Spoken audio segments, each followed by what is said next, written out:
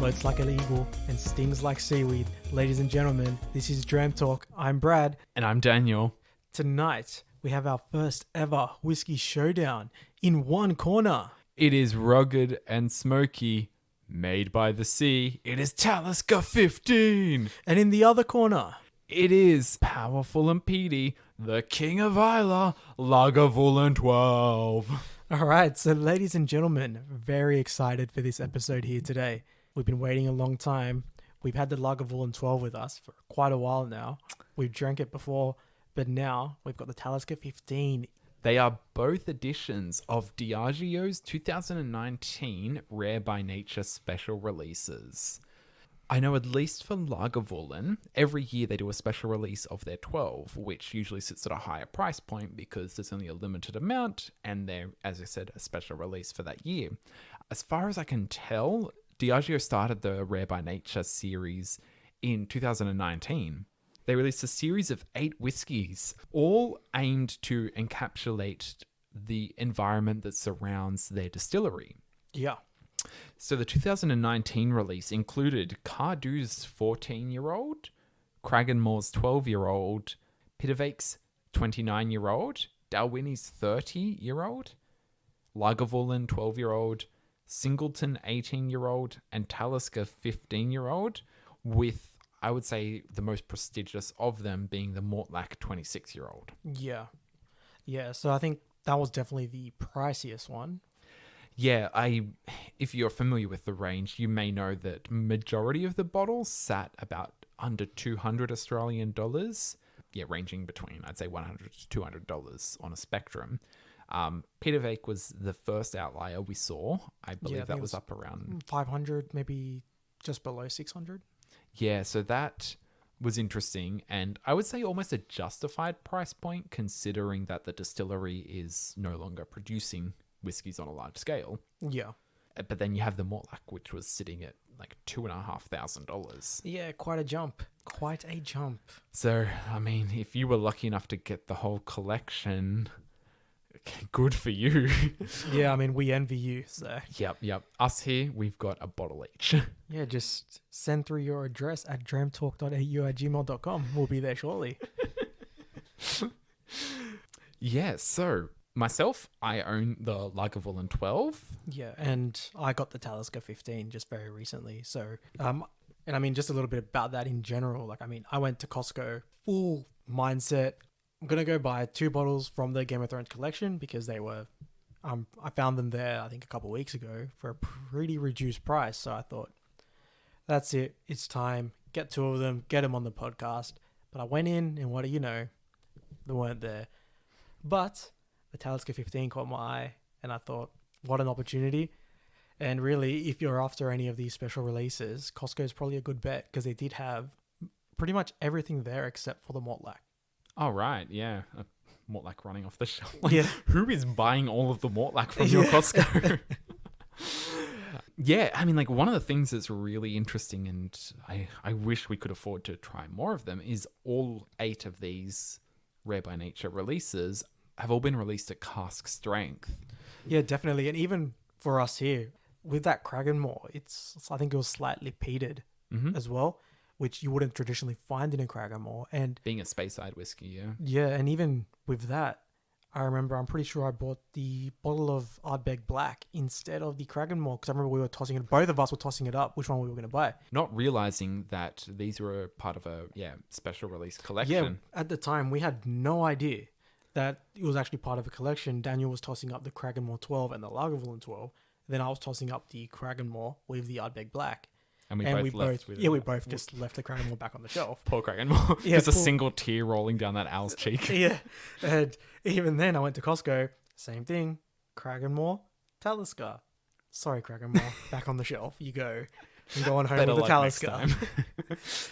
Yeah, so you got the Lagavulin 12 sitting here at 56.5%. Yeah, and I think it's really interesting as well because, like, no secrets here. We've thoroughly enjoyed this Lagavulin 12. And we haven't gone into the Talisker 15 yet, so I'm really interested to see. And, you know, just a little bit about myself. I've never tried Talisker before. I've never had the Talisker 10. I know, blasphemy. Brad, get off the pod. Daniel, find a new host. The amount of times I've said that to myself. And then, okay, so for myself, Talisker was one of the first whiskies I tried. My first trip to Scotland, my first time visiting distilleries, Talisker was the first one.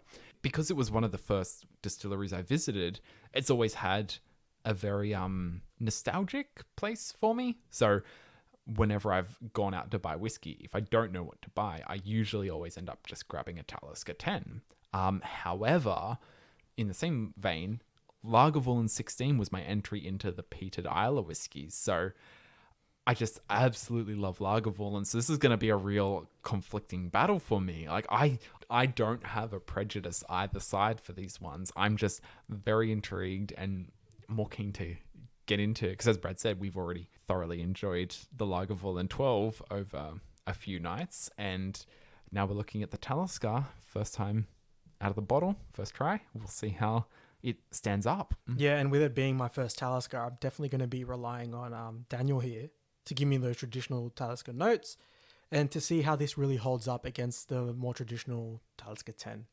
And I'm going to be relying heavily on Google to provide Brad with that information. So really, without further ado, let's get into the battle. So we're going to open both of these. I think, as we've said, we normally let the whiskey sit in the glass. Normally, we let the whiskey sit in the glass 1 minute for every year it was aged in the cask. However, we're gonna pour both of them at the same time, and we'll do a tasting side by side, which has kind of gone against our previous tastings where we've tasted one or the other, but this is a battle. So, and our first one, so there is no precedent here. Yeah, uncharted territory, and appropriately so, uncharted waters. I mean, I just want to be really clear. I am probably way too excited for this episode. We've been waiting for this one for a long time. And I think as soon as I sent Daniel the photo of the Talisker 15, after I bought it at Costco, like 20 minutes ago, it came straight over here and now we're drinking it. Yeah, we both could not wait to get into that bottle.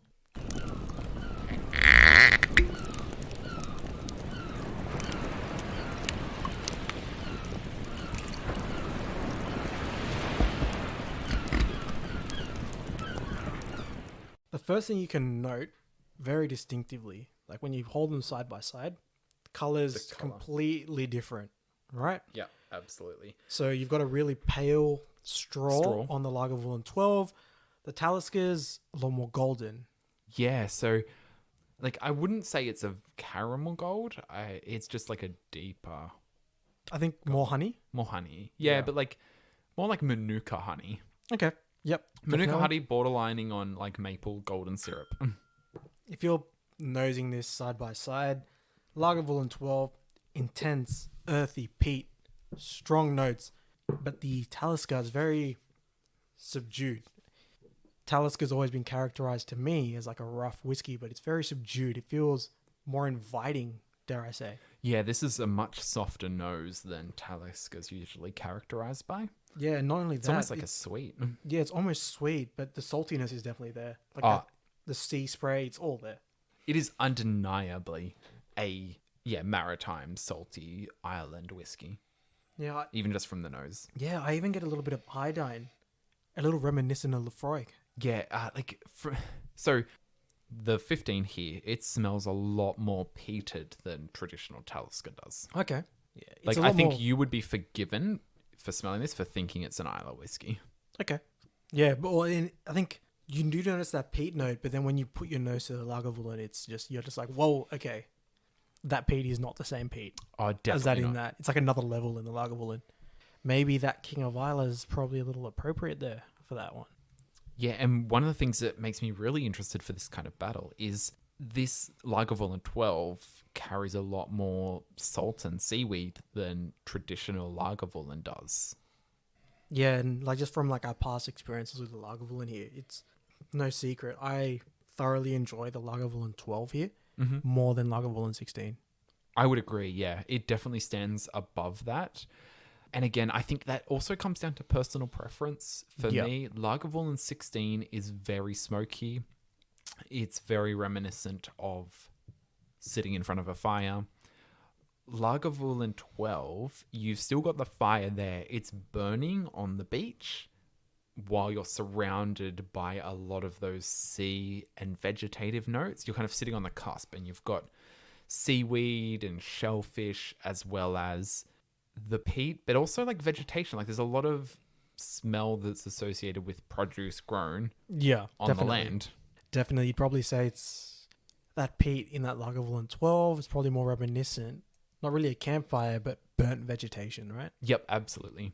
And I think if I'm going on the palate, I'm probably going to dive into the Talisker 15 first because I've never had a Talisker before, so I'm really interested to see how this goes. So really on the palate, they're saying we should expect a rush of sweetness, with peach notes, raisin, perhaps a bit of cherry. There's some rich spice along with peat. There's pepper, heat, allspice, and rolling smoke. And those were just the palate notes from Master of Malt. If I go to the canister itself, the aroma is maritime, notes of sea salt, dry seaweed, peeling boat varnish, warm sand, on a base of smouldering peat. I'd definitely say the maritime notes are more prominent than the peat, so I think that's really a really good way to put it. Then there's the texture, smooth, the taste unexpectedly rich and sweet, before a growing spiciness comes through with a pinch of salt and chili pepper. The finish is long, spicy, and dry. That's very interesting and making me really keen to get into it. I know when we opened the bottle, the first thing that really struck me was, they kind of hit simultaneously. You got the salt that's characteristic of Talisker, but also a peat that I wasn't so familiar with smelling. Once it's in the glass and now that it's opening up, what I'm really getting is honey roasted cashew. It's coming across strong, but it's still sitting there in amongst the salty maritime notes. Okay, right. And that's enough deliberation. Let's get into it. Talisker 15. Solange. Straight up, this is, you cannot deny this is Talisker. It has that same bite that Talisker does.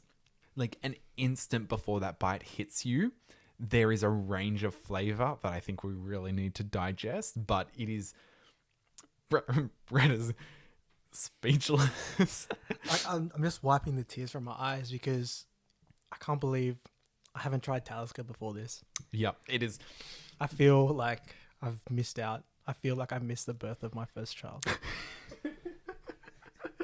But do you it's just to refer back to our previous episode, do you see why I said Talisker would be my everyday dram that I would have? Yeah. Oh, this is so good. And do I go buy a bottle of Talisker 10 now?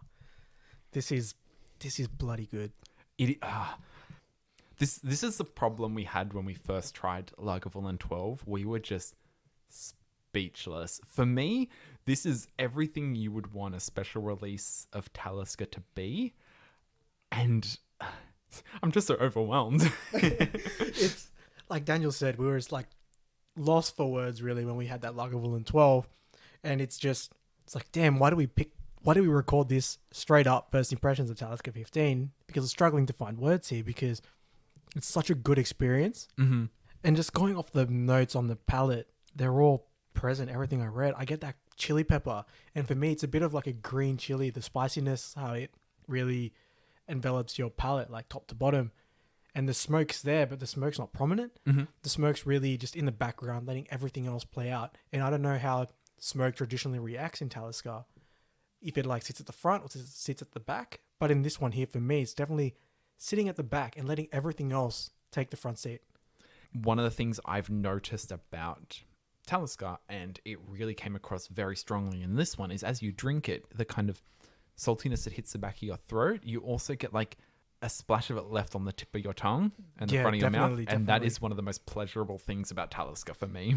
Yeah, and the finish, definitely long. I'm still getting notes on it, but the notes that I'm getting now, it's more of the saltiness. Yep. And it's very dry. There's no oily feel. This is very good. Yeah, I'm standing on the beach. The entire seaside is surrounding me. It's in my mouth at the moment. Where, if you've tried Isla whiskies before, you know what they would mean when they say it's a campfire or it's a fireplace in your mouth. It's this is the seaside in your mouth. Yeah, definitely. Now, I just washed my mouth out with water there just before I jump into the 12 because I already know 12 is going to be intense peat with some of the smoke carried there as well. Like, I just tried the Talisker 15 again with trying to let as little of it touch my tongue as possible because I know my tongue was very receptive to the salty bite to it. And the peat and the smoke comes across a lot more in the top and side of your mouth than it does in the tongue. Your tongue picks up, or at least my tongue does, it picks up a lot more of the salt. Whereas when I allowed my mouth to feel the rest of the whiskey, the salt, as it wasn't reacting on my tongue, the peat made itself present. Yeah, the peat makes itself present, definitely, if you do that. And what I think I found as well is the pepper notes are really more present as well. Yeah, definitely the pepper's comes there. across a lot stronger, definitely. So I'm just going to move on to the Lagavulin 12 here. So Talisker threw a fairly heavy punch. It made quite an impact. And I feel the Lagavulin 12 here is returning that blow very equally. I honestly, I was concerned for my Lagavulin because I thought after the impact that Talisker made, surely we have been too accustomed to Lagavulin. That was one of the dangers going into this, having never tried the Talisker and then having already experienced the Lagavulin. Is Talisker going to blow us out of the water? But definitely Lagavulin is not going down without a fight here. It carries the same impact it did when I first tried it. Yep, definitely. And I think that's what's been so, I guess, consistent with this dram. I can call it a very consistent whiskey because we've come back to it and every time we've been as happy as the first time we opened that bottle. And I think that just goes to show that this is a really good and pure expression of what Lagavulin do deliver on Isla.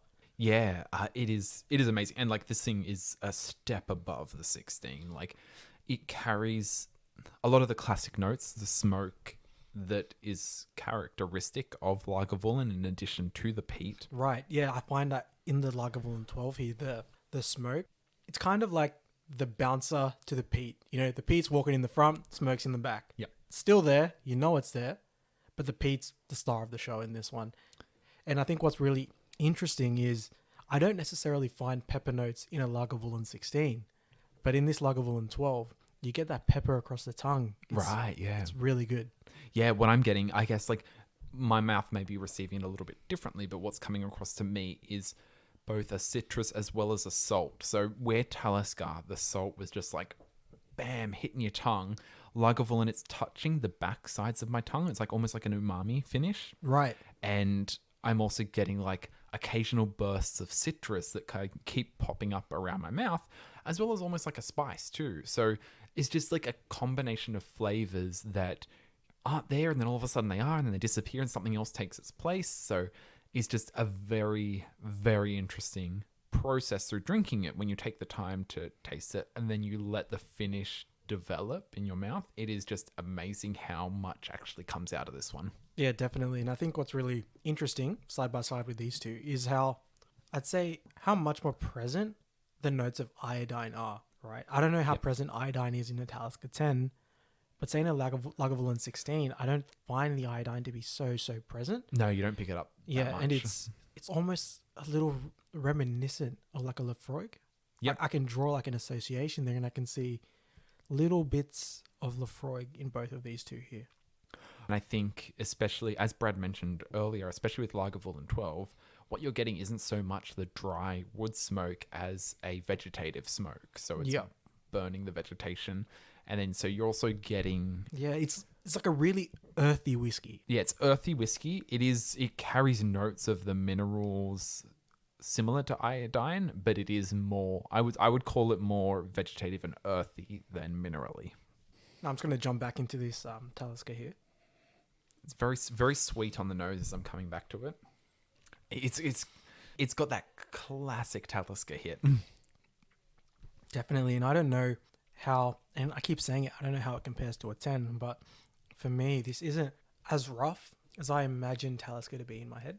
Like, I don't know if I worked it up because of everything I've heard about Talisker that I thought it was going to be a really rough ride on the sea, like, what's this going to be? But this, for me, is a really good expression of whiskey, and I really, really enjoy it.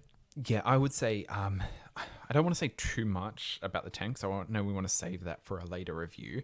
But I will say that this is a much more balanced version of the 10. Okay. It carries a lot more flavor, a lot more sweetness than the 10 does.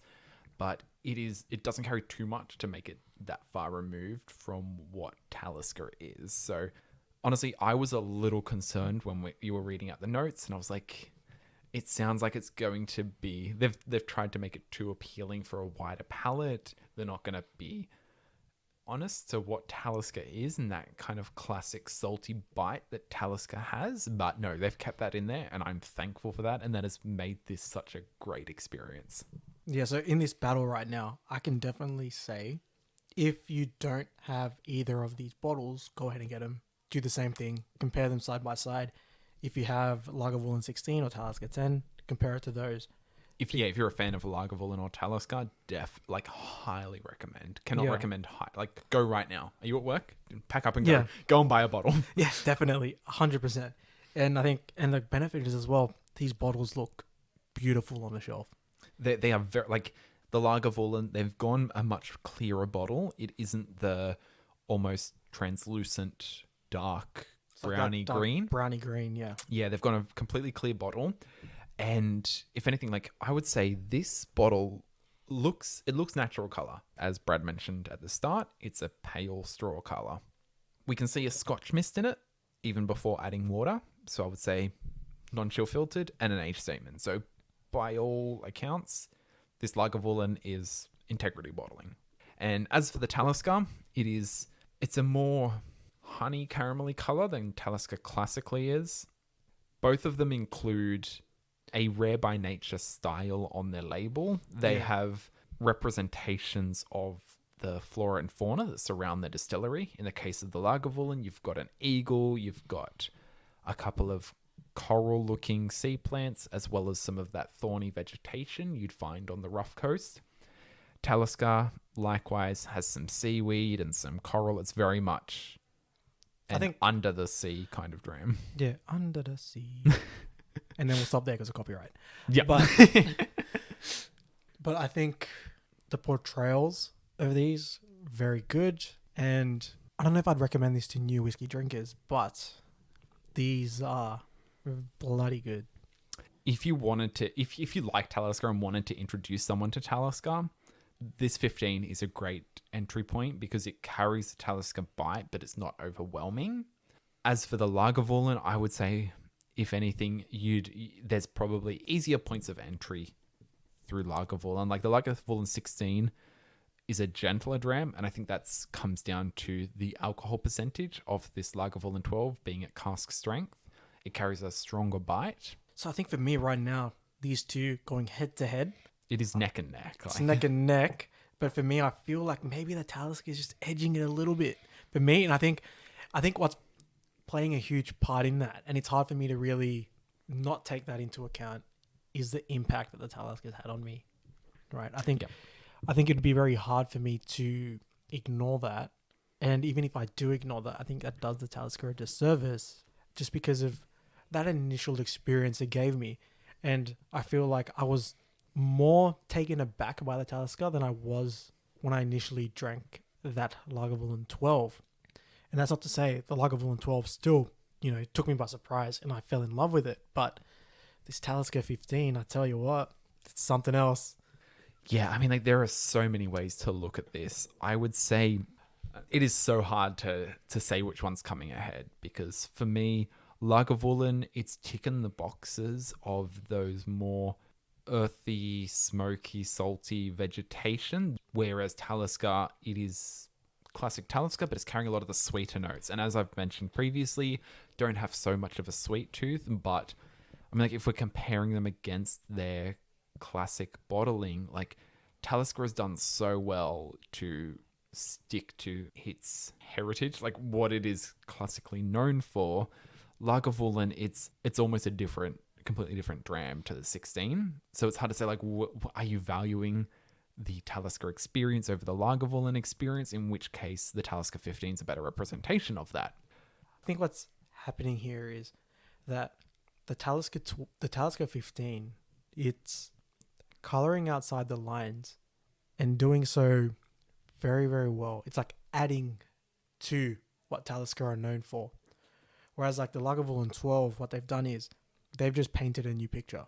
They haven't necessarily taken a Lagavulin 16 and used that as a base. Yeah, I would agree. That's kind of what I was trying to say earlier. Talisker has been like, okay, we want to represent ourselves, our distillery, in this special release. So let's create something quintessentially Talisker and improve upon it. Whereas Lagavulin 12 has like, people know Lagavulin, people enjoy Lagavulin. Let's give them something different. Let's give them something new. Yeah. It's so difficult to say which one of those is better. Yeah, definitely. And I think like going back to me saying that like Talisker like colors outside of the lines, and I think that's what it's doing here by adding that sweetness, because I don't think you'd ever expect those prominent sweet notes in anything from Islay or anything from the Isles. You'd never expect that. Yeah, and that interplay between the sweet as well as the salty of the Talisker just works so well. Yeah, it's like it jumps back sweet with the saltiness, with the spiciness, with those chili notes. It's all just playing together so well, and they just bounce off each other so well. Now, I mean, comes to the unfortunate part of the review. We're going to have to add water to these, Daniel. Let's see what we do here. I mean, like, I'm both excited and also scared because it's going to be interesting to see what changes it makes, but I'm just really thoroughly enjoying the drams as they are at the moment, though. But yeah, definitely. Let's add some water.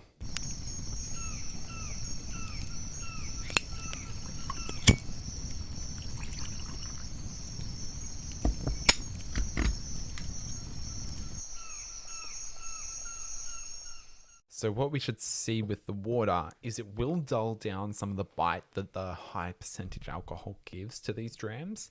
And hopefully we'll see some new flavors and scents emerge from them. I mean, straight up, the Talisker, the really sweet notes on the nose have been dulled, and I'm getting a lot more of the salt. And like the sweet is coming across as like a baked sweetness. Okay, yeah, that's what...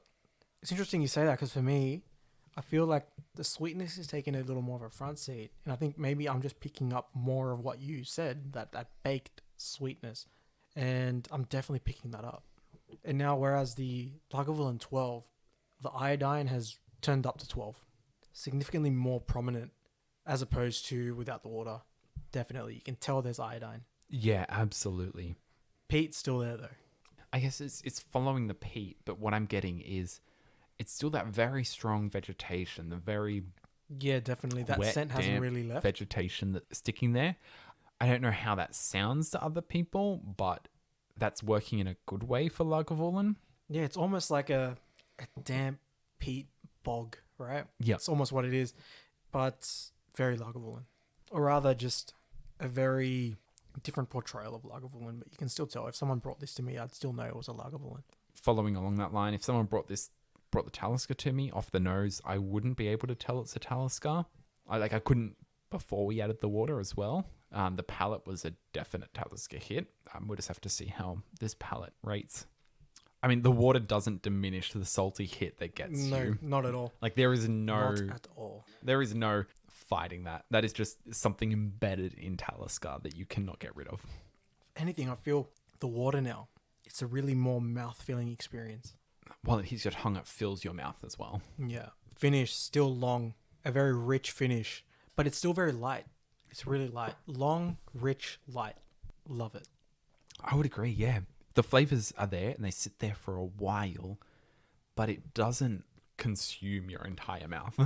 What I'm really loving about this expression of Talisker is as you're breathing out, the smoke's coming back and then going back. And it's almost like akin to being on that seaside, and like as you're breathing in and breathing out, you're getting the salt, you're getting everything. It's just coming in and out. It's a really good experience. Definitely. Here. As I breathe in, I'm breathing in sea air. There is no doubt about that.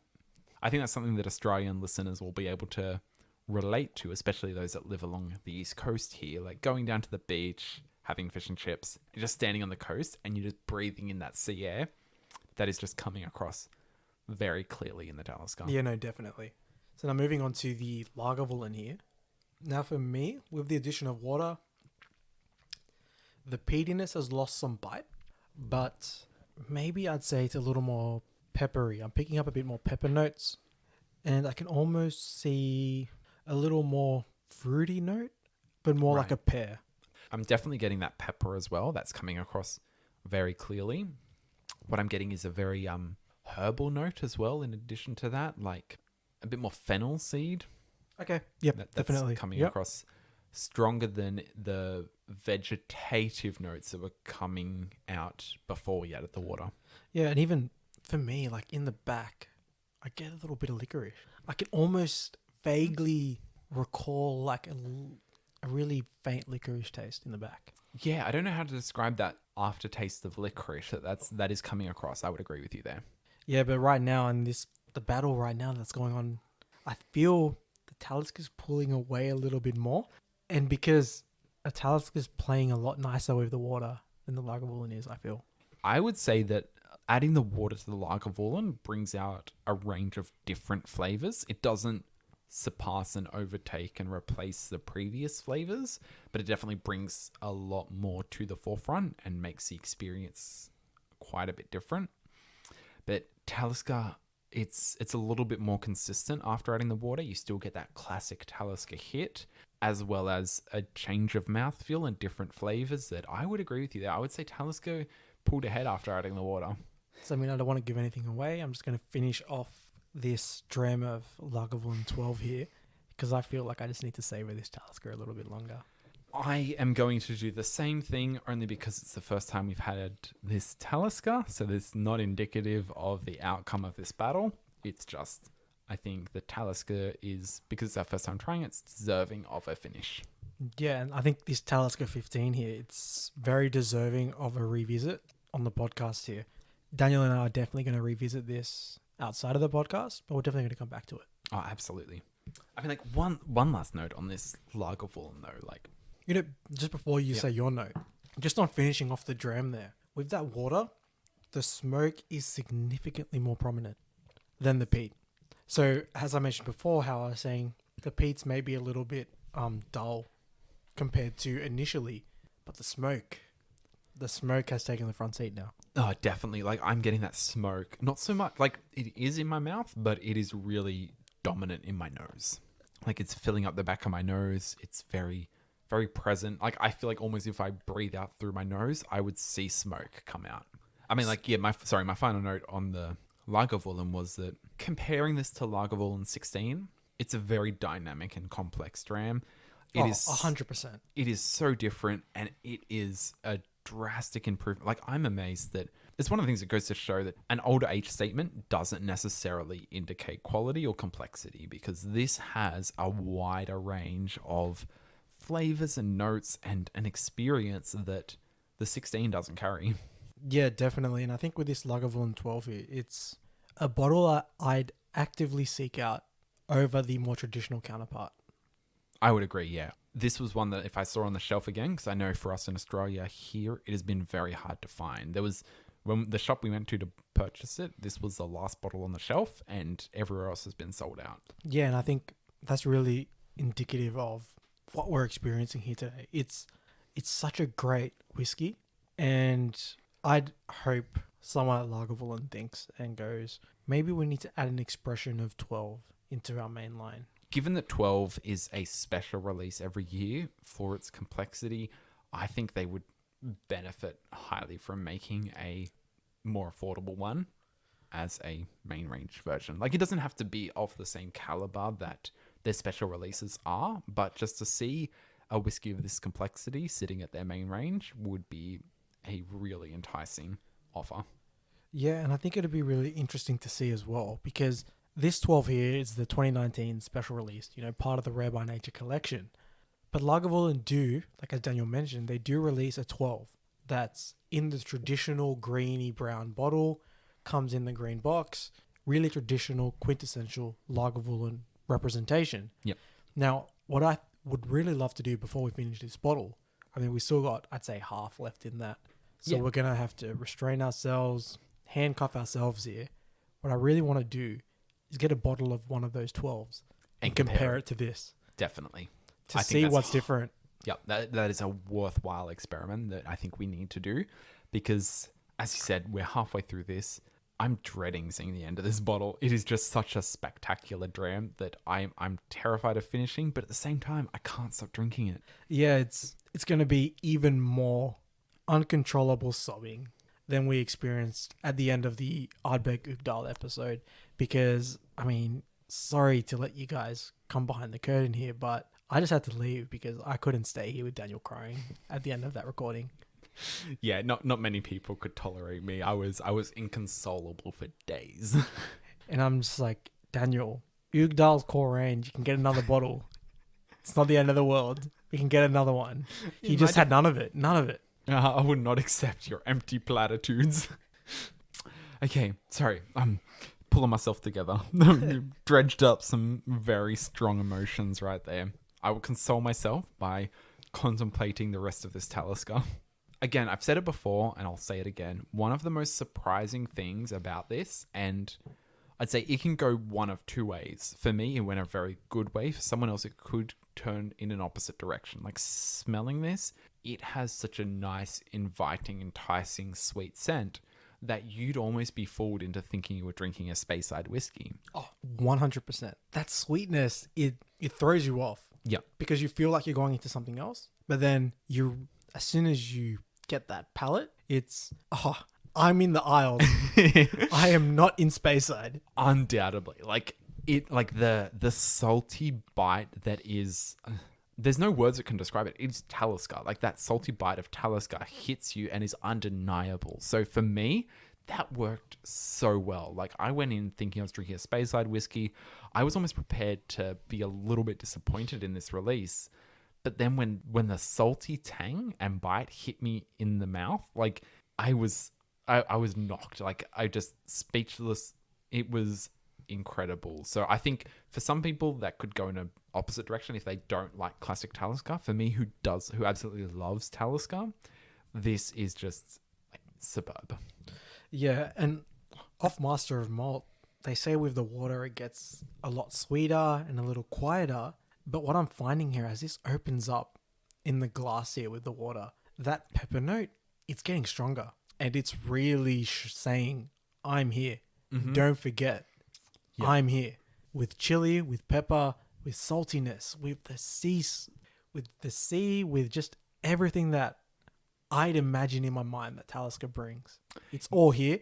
And the water, with time, it's amplifying that as opposed to nullifying it. Yeah, which I feel with Lagavulin, it maybe brought the peat down a little, but it amplified the smoke. Yep, I would agree. I would agree with you there.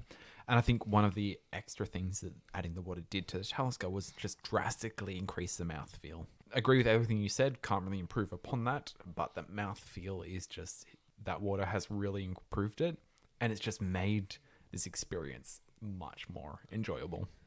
Yeah, definitely. And if anything, this Talisker here has me so excited to try Talisker 10. And honestly, I can't wait. And I'm going to restrain myself. I'm going to cuff myself. I'm going to wait and make sure we keep that Talisker 10 for an episode on the podcast. For the content. Yep, for the content. Definitely. And the more that we're sitting with this Talisker now, it's delivering those blows, those low body shots. It's coming in. It's going hard. It's realized the Lagavulin's maybe reeling a little bit, and it's going in for the kill. If anything, I would say to describe my experience, first trying it before adding water, you had that sweetiness that kind of initially hit you, but then the Talisker bite just went bam, and it got you hard. After adding the water, it was like, you ain't getting rid of me, and it was still there. As it sits with the water more and possibly listening to our conversation, it was like, okay, you want to see what I'm about? So it's kind of, for me, it's dialed back that salty bite a little bit. It is undoubtedly still there, but it's like, this is what else I've got to offer. And it's just like throwing out low blows, just like, here's what else we've got. Here's what else we're showing you. And as Brad was saying, it's that pepper note. It's that allspice. It's that smoke that are all just kind of coming across in a diverse range of ways in your mouth. It is just incredible. Yeah, and I feel like maybe we're rehashing a little bit, but prior to the addition of water, it was really neck and neck. Maybe the Talisker was pulling in front in my mind because of what I've experienced today, this being the first Talisker I've ever had. But with that water, Talisker's gone, you're in my domain now. I'm at home in the water. You're not at home here. You're with the earthy notes. You're with the peatiness. I'm at home in the water. Let me show you what's going on. I think you have perfectly encapsulated it. Like, tasting it, I was really shocked, like pleasantly shocked at the Talisker notes that were coming across in it. And I thought, oh, this is going to be a tough battle. As we explored it a little bit more, I think, no, Lagavulin's got a diverse range of flavors. It is more complex. It is a better representation of their nature that surrounds their islands.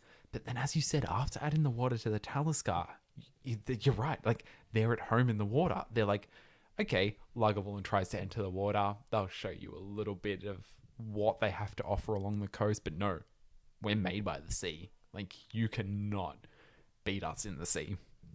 And even just on that finish, like finishing that dram, I was getting a very strong mouthfeel. A lot of the other underlying sweeter spice notes. But that very last thing, it was like, nah, we're still Talisker. Here's a bunch of salt. Yeah, so 100%. I'm at the seaside. I'm in the ocean. Like, I am on Isle of Skye, wading in the water. With that, both gun cans, empty. Empty.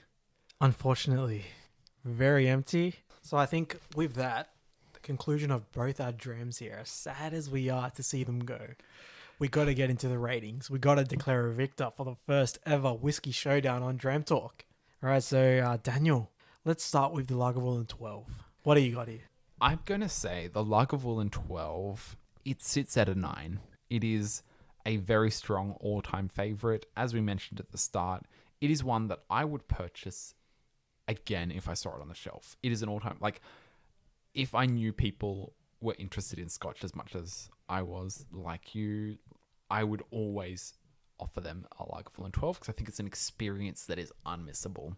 So it is an all-time favorite and one that I would highly recommend for anyone who's a huge fan of Islay and the Island whiskies, but it's not overwhelmingly smoky and peaty, so I don't think it's a bad option to provide to people. However, I also think that the alcohol percentage can be a determining factor. Like, you'd want to provide it to people under the condition that they are familiar with tasting spirits and are used to a higher alcohol percentage. So for me, it sits at a 9.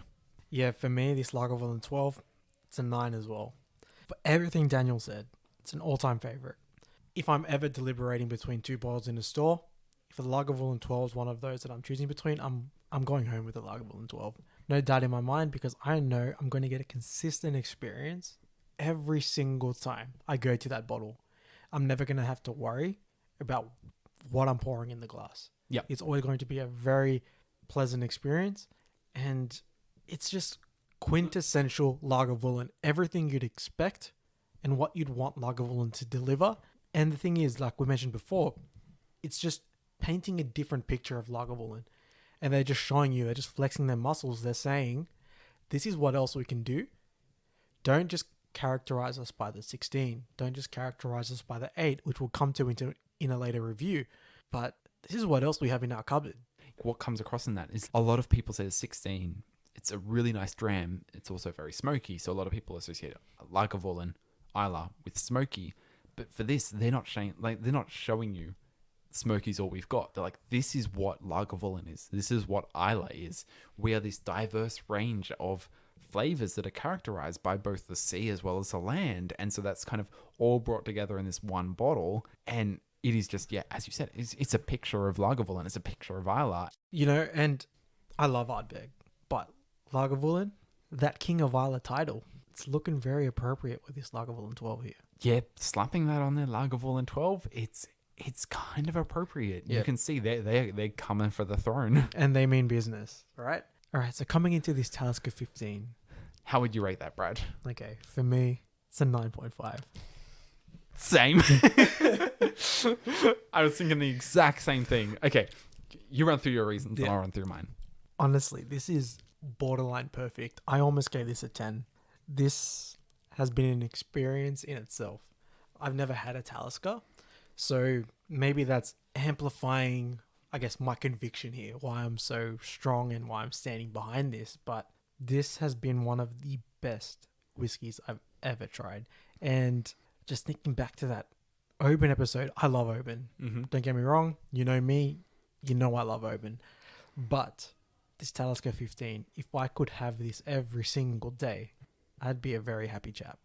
Yep, I would highly agree. I am so tempted to go out and buy a bottle of this tomorrow because you've brought this, and I am heartbroken that you're going to be taking this home. The only thing that stopped me from giving it a higher than 9.5 rating was the fact that this is the first time we've tried it. Yeah. I don't know how this is going to develop in the bottle. I don't know what kind of experience it's going to give us. If it gives us the same consistent experience that the Lagavulin 12 has from this release. This is a 10. This is fighting for that 10 position. It is everything you'd want from a special release of Talisker. It has a whole new range of sweet and spice that is not usually present in their early releases, like the 10. But it comes across here, and it's also not trying to pretend to be something it's not. It's not trying to put forward some kind of wide appeal whiskey. It's not releasing a Speyside version of Talisker. It's releasing a Talisker that contains a whole range of different notes. Underneath, the core of it is still Talisker. It still contains that salty bite that you cannot escape, and that, for me, has made me always love Talisker and has made me just appreciate this dram at a much higher level. Yeah, and I mean, I think that makes it really evident that there's a clear winner here. The Talisker has just edged the Lagavulin 12. And I'm saying edged because it's that close. There's such fine margins here. And this Lagavulin 12, we have a lot more experience with it. We've consistently come back to it. And like as Daniel mentioned, when we consistently come back to this Talisker 15, which we will do, absolutely, we're going to come back to this because it's been such a good experience. Yeah, it's very interesting. Just to add a little condition to this, if we had tried the Lagavulin 12 for the first time on the podcast, I would hesitantly, I would possibly give it a 9.5 because it just hit such a different punch to the Lagavulin 16 that I was used to, that it was very impressive and very unique. Ooh, I don't know if I agree with that because Talisker 15 here, I've never had Talisker. You've had prior experience with Talisker. We've both come out with a 9.5, and that's me experiencing Talisker for the first ever time in my whole whiskey journey. You've experienced Talisker, you know what they're about, and yet you've come out with the same rating as me. So I'm not too sure. I feel like this Talisker still might edge the Lagavulin 12 even if we open these for the first time ever. Okay, yeah, I'm not denying that. I'm not denying that Talisker is coming out ahead of the Lagavulin 12 here. What I was implying, what I was indicating was that I would potentially give this Lagavulin a higher rating if we had tried it for the first time because it hits so differently than Lagavulin 16, but still, this Talisker, the experience that it offered, especially, I would say especially if you're a fan of Talisker, but you've shown, even if you're not, even if you're a fan of just Islay whiskies or peated whiskies or whiskey in general, it is very unique and it offers just an experience that surpasses a lot of others that I would claim the Talisker 15 as the winner here. Oh, okay, yeah, that makes so much sense. Okay, yeah, so you would have given Lagavulin 12 first experience a 9.1. Yep, fair enough. All right. Yep. Cool. If anything as well, just as we're wrapping up this episode of Dram Talk here, this has me so excited for these 2020 releases. And when we go and do this comparison again, it'll be with a Talisker 8 though, or nearly half what we have here, and that's just, I'm so curious to see what that does, like the ruggedness. And not only that, it's in Caribbean rum casks. It's so interesting to see. First time Talisker's ever delved into that. I think we would, once those 2020 releases of the Rare by Nature editions, yeah, that Talisker 8 might be the first purchase for Dram Talk here. Absolutely. Yeah, and I'm thinking back to our past episodes. This is the first ever episode where Daniel and I's ratings, like for like, exactly the same. We have the exact same feelings about these two bottles here. I think, yeah, if anything, that would show you that while we have had different views in the past, these drams are very highly recommended. Some people may be opposed to large-scale releases like Diageo have done now, but I would highly recommend investing just a little bit more than you would usually and purchasing one or both of these bottles. Okay, like if you saw both of these bottles on your shelf and you're like, which one should I buy? You won't be disappointed with whichever one you grab. You won't be disappointed with whichever one you grab. I agree. But if you ask me, I would say buy both. I would say it is well worth it to buy both. Do it. Find the money. Do it. Whatever you have to do. Get a mortgage on the house. Whatever you have to do. Sell your child. Like there are options. A kidney. Like how much is that worth? I mean, take them both home with you. And if anything, this has me so intrigued to jump back into the Rare by Nature series. Yep. And I'm kind of looking at that ale now thinking, Hedwig. It may be your day, Craig and Moore. I'm just looking at it like, Hedwig, what I do to you, maybe I should have taken you home with me as well. Yeah, it is. My bank account is going to hate me. But I am thoroughly impressed by both of these releases, which I guess is somewhat indicative that their Rare by Nature editions are well worth the investment. Even though they're more expensive than you would usually spend on one of their core ranges with whatever distillery your preference is, I don't think you will be disappointed by the Rare by Nature. No, definitely. And they have such a breadth of what Scotch has to offer. Yep. You know, they got Speyside. I think they got Highland, they got Islay, they got the Isles. Yep. They got pretty much everything. Scotland covered. Yeah, they're encapsulating all of Scotland in a small secular series. And not only that, if anyone comes over, they see that canister on your shelf with that beautiful artwork, they're going to ask you, what's that? What's in that? And they're probably going to want a glass of it. And you're not going to be worried about their experience with it either. Yeah, it's definitely a statement piece, but it's also a statement piece that holds up to the visuals that it offers. But it's interesting to note that with the 2019 release, Cragganmore put out a 12-year-old peated version of their whiskey, and they are a Speyside distillery. Their 2020 release is a 20-year-old, which is the first time that distillery has put out a bottle at that age statement. Oh, really? I had no idea. So it's going to be very interesting to see once the 2020 releases actually do hit the shelves, at what price point they're at, and if we have the opportunity to compare, how would their 12-year-old peated whiskey compare with their 20-year-old in their Rare by Nature series? So maybe that's something we can look forward to in the future, is comparing the different releases when they've added on a different age statement. Like I know we've mentioned looking at possibly reviewing the 2020 version of Lagavulin 12 versus Talisker 8, but maybe we look at Cragganmore 12 versus Cragganmore 20, or Talisker 8 versus Talisker 15. Like, I think that would put forward a very interesting experiment. I mean, Daniel, you're asking a lot. I don't know. We don't know when this Talisker 8's coming out. You're telling me that you and I are going to be able to keep this Talisker 15 in the rotation until then? I don't know about that. I mean, like, there is no doubt I'm probably going to... okay, no, not probably. There's no doubt I'm going to buy a bottle of this Talisker 15. Okay, I think that we might be fine then. So, we might be fine. Like, that's the key word to it. No. I think we'd be fine. Like, we'd finish my one off before we open yours.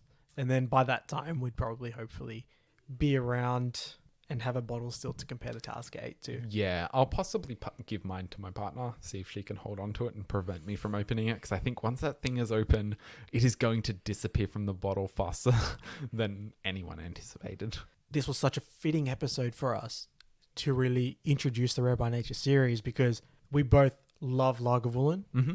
We'll always recommend Lagavulin whenever we can, right?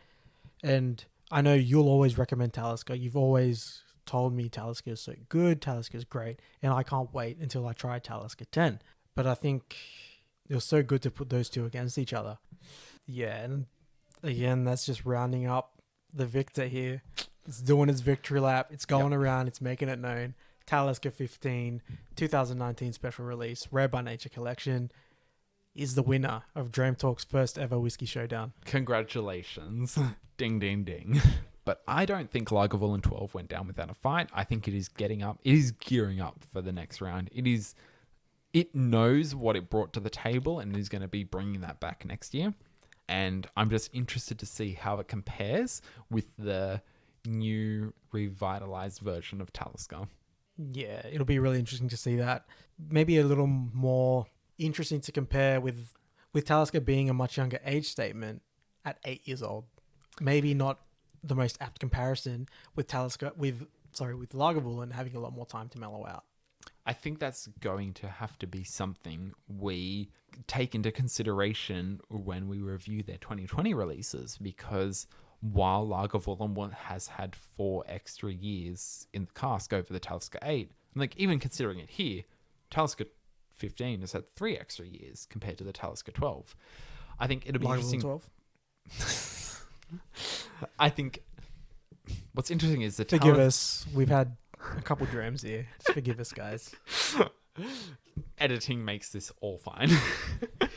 I mean, it's a maybe 45-minute episode. You don't see behind the scenes, ladies and gentlemen. And if you've made it this far, 3 hours. If you've made it this far, you deserve a blooper reel. But no, okay. Like the point I was trying to make is, while the Lagavulin 12 is 3 years different from God, I did it again. While the Lagavulin 12 is 3 years different from the Talisker 15, it will be interesting to compare the Lagavulin 12 with the Talisker 8, which is only 4 years. Yeah. So maybe I was wrong there. I was just talking crud. Yeah. But Talisker is, as you mentioned, introducing their Caribbean rum casks. So that could excited to see that. After this today, I'm so excited to see that. I'm so excited for the Talisker 10. Stay tuned for that in a new, later episode, because we're going to be going through some whiskeys that are classic whiskeys that you've experienced on your whiskey journeys, more traditional steps you take that we have obviously missed. Because, I mean, come on, Brad, you haven't tried Talisker 10. What's going on here? Can you even call yourself a podcast? Yeah, but like, if you have tried either of these special releases, we'd love to know your thoughts. Or if you're a particular fan of Lagavulin or Talisker, please let us know how you compare their classic releases, whether it be the 16 versus the 10 or any other age statements from their distilleries. You can email us on dramtalk.au@gmail.com. Yeah, or you can find us on Instagram at Dram Talk Podcast. So with that, ladies and gentlemen, that concludes Dram Talk for today. As always, I'm Brad. And I'm Daniel. Thanks for listening. Pour another dram!